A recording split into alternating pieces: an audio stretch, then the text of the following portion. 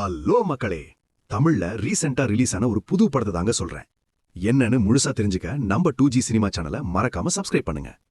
இன்னையா டைட்டில்னு யோசிக்க வச்ச படம் தாங்க பூக்கி.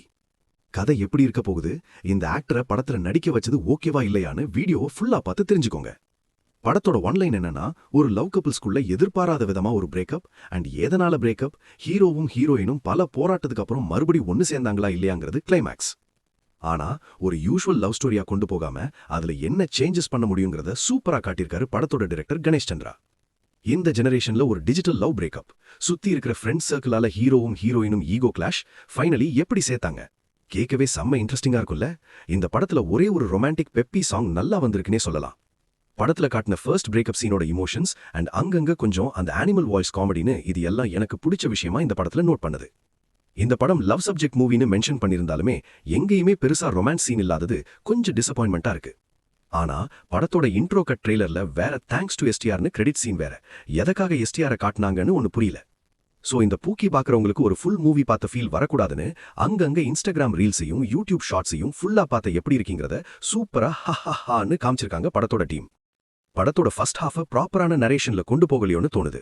அதே போல லவ்ல பிரேக்கப்ப 7 ஸ்டேஜஸா சொல்லாம ஃபர்ஸ்ட் ஹாஃப ஜவ்வா இழுத்துட்டு போயிட்டு இருக்காங்க, படத்துக்கான நெகட்டிவாவே அமைச்சிருக்காங்க. அண்ட் செகண்ட் ஹாஃப ஒரு டீசென்டான நரேஷன்ல முடிச்சிருக்காங்க. காமெடி சீன்ஸ் படத்துல பெருசா எங்கேயும் ஸ்கோர் பண்ணல, வயிறு வலிச்சது சிரிக்கிற மாதிரிலாம் இல்ல. கதைக்கான ஸ்கிரீன் பிளேவை இன்னும் ஸ்ட்ராங்கா பில்டு பண்ணல.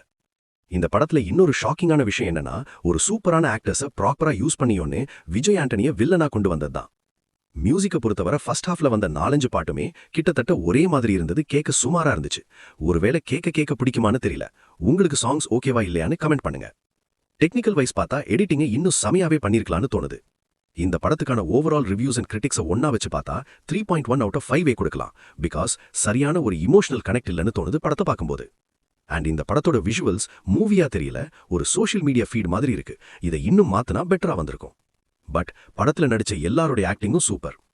இந்த படம் 2 hours 10 minutes ஒரு லென்த்தி டியூரேஷனை பிரசன்ட் பண்ணதுக்கு பதிலா ஷார்ட் அண்ட் கிறிஸ்பியா கொண்டு போயிருக்கலாம். ஃபைனலி நீங்க இந்த படத்தை பார்த்து முடிச்சிட்டீங்கன்னா உங்களுக்கு இந்த பூக்கி எப்படிப்பட்ட படமா இருக்குங்கிறத சிம்பிளி கமெண்ட் பண்ணுங்க. அண்ட் சேனலுக்கு ஒரு ஃபாலோ ஷேரை கொடுத்துட்டு போங்க.